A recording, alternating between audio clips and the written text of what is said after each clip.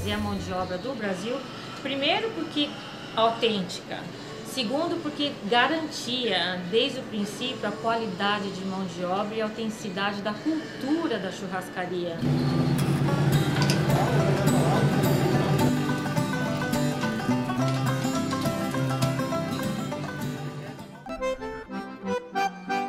As churrascarias aliaram o jeito brasileiro de assar carne com o superaquecido mercado americano de steaks. Cada um fisgou a clientela à sua maneira. As pessoas que chegavam aqui falavam, me fala do seu restaurante. Eu falava, olha, entra, deixa eu servir você, vai ser a melhor maneira de eu te explicar como a gente trabalha. E assim nós fomos construindo a nossa clientela. O pessoal olhava a gente como a gente estivesse fazendo um show. Eles adoram muito a maneira brasileira, a maneira gaúcha de preparar a carne, até pelo fato que não tem muitos temperos, muitos molhos, é a carne com sal e carvão. A Fogo de Chão foi a pioneira. Fincou o pé primeiro no Texas, a terra dos cowboys acostumados ao barbecue, o churrasco americano. Depois que aprovaram a novidade, ganhou o resto do país. Você estava me dizendo que aqui tinha um restaurante do lado do outro. A consultoria que conversou com eles falavam, olha, esse vai ser o seu maior desafio. Se você abrir um restaurante na Beltline e for bem sucedido na Beltline, você vai ser bem sucedido em qualquer outro lugar dos Estados Unidos. Em 3 meses o restaurante já estava cheio, porque naquela época nós tivemos assim a sorte da economia estar muito bem aqui nos Estados Unidos. Então os clientes andavam por restaurantes talvez mais conhecidos e não encontravam espaço, eles vinham para cá e acomodávamos os clientes imediatamente e a comida já começava a ser servida. Isso foi há 18 anos. A marca nasceu em 1979, no Rio Grande do Sul. Ganhou a cidadania americana quase 20 anos depois. A sugestão de levar a marca para os Estados Unidos foi de um ex-presidente, George Bush pai, que tinha conhecido o restaurante em São Paulo. Os americanos se acostumaram com aquele cartãozinho do Yes, please. Isso foi engraçado. No início, eles não entenderam, mas eles pegaram rápido. Tem nenhum outro restaurante nos Estados Unidos que faz isso. 5 anos depois, a Fogo de Chão já era maior nos Estados Unidos que no país de origem. Hoje, até as churrascarias do Brasil são administradas da sede texana. A partir de quando que mudou, que os irmãos venderam uma parte? Eles venderam 35% em 2006 e eles venderam, o balanço foi em 2011. E hoje em dia a quem pertence a companhia? É T.H. Lee de Boston. Qual é o segredo de fazer isso ser rentável? Olha, nós temos, por exemplo, durante o ano, nós vamos saber em cada semana, mais ou menos, em base de experiência, quanto freguês nós vamos servir. Então, tudo disso, especialmente com o time, o gerente, eles sabem mais ou menos quanto para preparar para cada dia, para o almoço, para o jantar. Então, quando você tem time com experiência, esse tipo de coisa, eles podem controlar. E também o sistema. Se você, por exemplo, se você está esperando 400 freguês para a noite e chega a 600 ou 700, o sistema deixa preparar comida mais rápido. Os restaurantes são enormes. Quanto maior o volume de clientes, maior o retorno. A mão de obra brasileira foi o diferencial para conquistar os americanos. Primeiro porque autêntica, segundo porque garantia desde o princípio a qualidade de mão de obra e a autenticidade da cultura da churrascaria Fogo de Chão. E em conseguindo trazer a mão de obra do Brasil, a gente garantiu o sucesso total da empresa, até pelo menos a 5ª casa, que foi quando nós trouxemos o time de gaúchos integral do Brasil. Nós temos 25 casas aqui nos Estados Unidos. Temos 23 gerentes que são de Fogo de Chão em Brasil. Durante o ano, nós temos reuniões para os gerentes, para os assistant gerentes, para a gente que cuida de vendas. Então, nós temos possibilidade de ter 60 pessoas aqui para treinamento. Nós temos que explicar o que é vision, o que é mission, o que é values.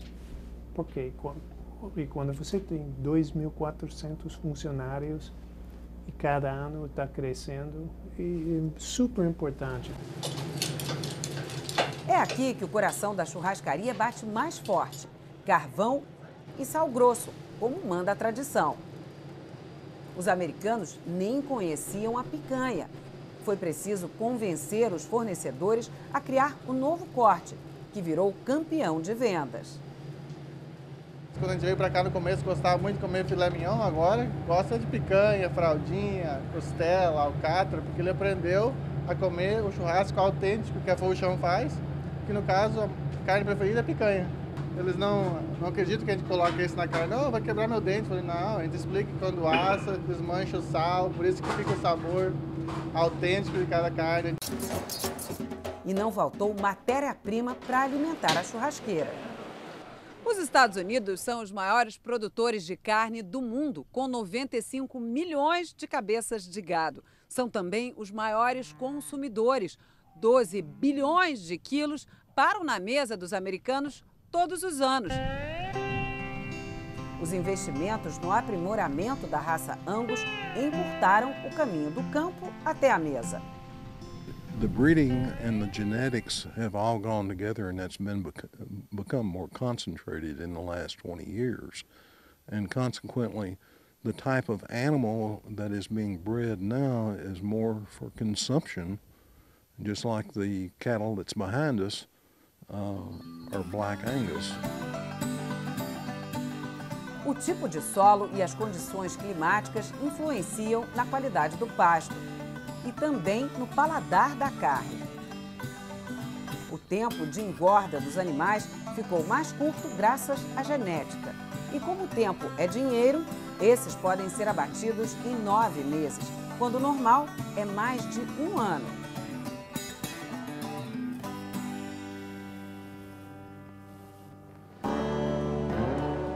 A carcaça pode render até $4.000 se a carne for vendida diretamente ao consumidor. O setor movimenta $100 bilhões por ano nos Estados Unidos. Quando a carne vai para o espeto, o negócio requer investimento e pesquisa para entender o mercado de cada cidade. O custo de abertura de um novo restaurante é salgado, entre 3 e 4 milhões de dólares. Por isso, a expansão é cautelosa. A cidade tem que ser certo tamanho, população, e também nós queríamos ter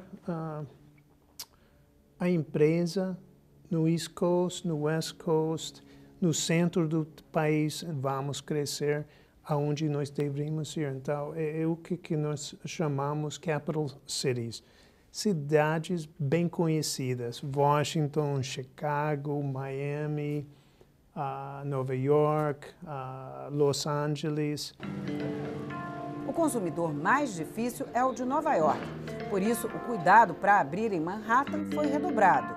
Você tem que achar um ponto muito, muito bom. Qualquer cidade. Então, às vezes, isso leva tempo. Você sabe, em Manhattan, é super complicado, super caro. Então, isso foi um processo de muitos anos buscando um ponto.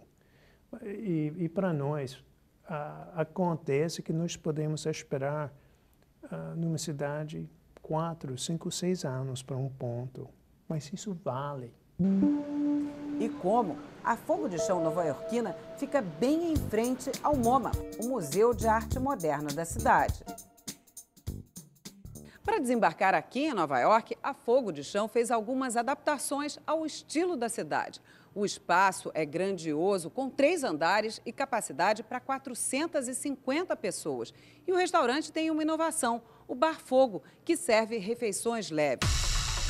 Nova York é a única filial que serve coração de galinha, uma iguaria que os estrangeiros rejeitam, mas os brasileiros adoram. Os turistas são os que mais contribuem para o faturamento. Em 2008, a crise espantou a clientela. O ritmo de crescimento das duas redes diminuiu. Mas a retomada da economia americana deu fôlego para cruzar as fronteiras. Este ano, a Fogo de Chão chegou ao México e a Porto Rico. E a concorrente quer ampliar o número de restaurantes em 50% nos próximos 2 anos. A Texas de Brasil tem DNA brasileiro, mas já nasceu americana. Ela foi criada por um executivo do ramo de petróleo que viajava muito ao Brasil a trabalho e acabou se encantando pelo nosso churrasco. Hoje, a Texas de Brasil é a maior rede de churrascarias dos Estados Unidos. Uma das razões que a Texas Brasil tem conseguido ampliar tanto e manter a qualidade é porque sempre foi family owned, sempre pertenceu a uma mesma família, então nós não temos que satisfazer a nenhum investidor, a gente não tem esse problema de tentar baixar os custos para ser mais profitable. Inicialmente a gente procurou as cidades maiores, com maior população, e agora no momento já estamos o market, não que seja saturado, mas já estamos indo para, digamos assim, comunidades um pouco menores. Ainda tem um certo volume, mas ainda nós estamos procurando por muito mais restaurantes. No momento a gente está com 36 restaurantes nos Estados Unidos e estamos querendo ampliar muito fora do país. Para garantir o paladar gaúcho, o maior desafio de quem não tem filiais no Brasil é formar a mão de obra. Esse é o maior problema, encontrar pessoas para trabalhar e manter aquela tradição da carne ser exatamente da maneira que se come no Rio Grande do Sul. Nós estamos indo para as Filipinas, para o Japão, para a Coreia do Sul, para Dubai, somente no México estamos para abrir 10 churrascarias. Teve muita procura, muita gente procurando o Texas Brasil para abrir negócios, franquias em outras partes e financeiramente é um bom negócio.